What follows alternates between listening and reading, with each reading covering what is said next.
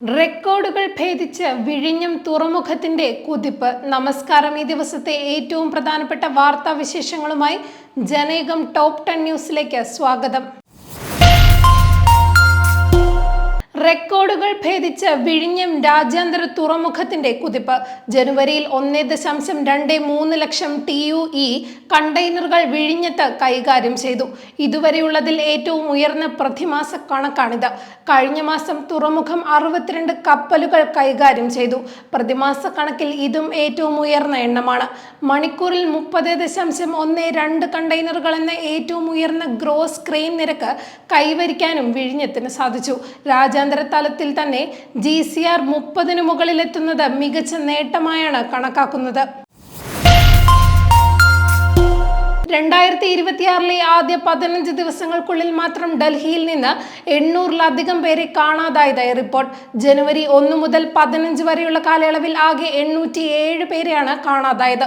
അതായത് പ്രതിദിനം ശരാശരി 54 കേസുകൾ. ഇതിൽ 509 പേർ സ്ത്രീകളും പെൺകുട്ടികളുമാണെന്ന് പോലീസിന്റെ ഔദ്യോഗിക കണക്കുകൾ വ്യക്തമാക്കുന്നു. രാജ്യസഭയിൽ പ്രധാനമന്ത്രി നരേന്ദ്രമോദിക്കെതിരെ പ്രതിഷേധം ശക്തം. ഏകാധിപത്യം സഭയിൽ അനുവദിക്കില്ലെന്ന് അംഗങ്ങൾ ഉറക്കെ വിളിച്ചു പറഞ്ഞു. പ്രതിപക്ഷ നേതാവിനെ സംസാരിക്കാൻ അനുവദിക്കണമെന്നും പ്രതിപക്ഷം ആവശ്യപ്പെട്ടു. മോദിയുടെ പ്രസംഗം ആരംഭിച്ചതിന് പിന്നാലെ പ്രതിപക്ഷം സഭ ബഹിഷ്കരിച്ച് ഇറങ്ങിപ്പോയി. മോഡി പ്രസംഗിക്കാനായി എത്തിയപ്പോൾ മുതൽ പ്രതിപക്ഷം പ്രതിഷേധിച്ചു. രാജ്യസഭയിലെ പ്രതിപക്ഷ നേതാവ് മല്ലികാർജുൻ ഖാർഗെ എഴുന്നേറ്റപ്പോൾ അനുവദിക്കാനാകില്ലെന്ന് രാജ്യസഭാ അധ്യക്ഷൻ പറഞ്ഞു. ഖാർഗെ ഇരുന്ന് പ്രതിഷേധിച്ചാൽ മതിയാകുമെന്നും യുവാക്കൾ ഒരുപാട് ഉണ്ടല്ലോ എന്നും പ്രധാനമന്ത്രി പരിഹസിച്ചു. നിയമസഭയിലെ പ്രതിപക്ഷ അതിക്രമത്തിനെതിരെ വിമർശനവുമായി സ്പീക്കർ AN ഷംസീർ.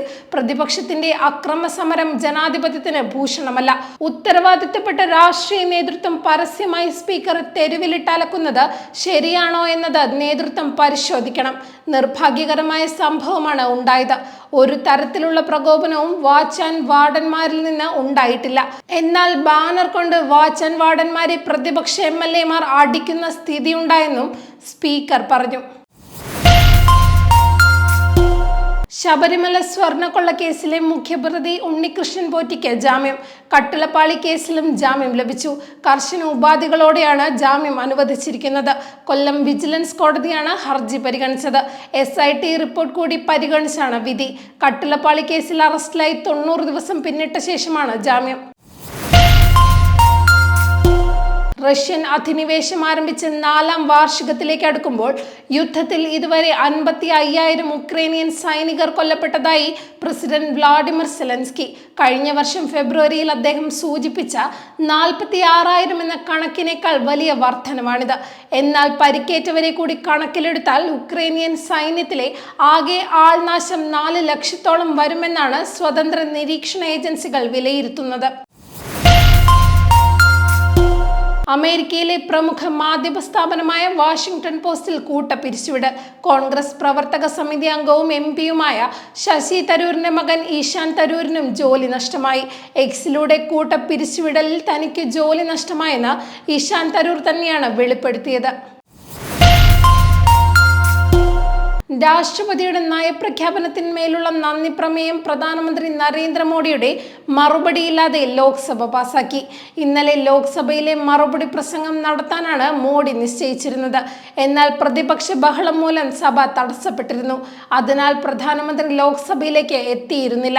ലഡാക്കിലെ ചൈനീസ് കടന്നുകയറ്റം വിശദീകരിക്കുന്ന മുൻ കരസേനാ മേധാവി MM നരവാനെയുടെ ഓർമ്മക്കുറിവ് ഉദ്ധരിച്ചുകൊണ്ടുള്ള രാഹുൽ ഗാന്ധിയുടെ പ്രസംഗം സ്പീക്കർ നിഷേധിച്ചതിനെ തുടർന്നാണ് പ്രതിപക്ഷ ബഹളമുണ്ടായത്.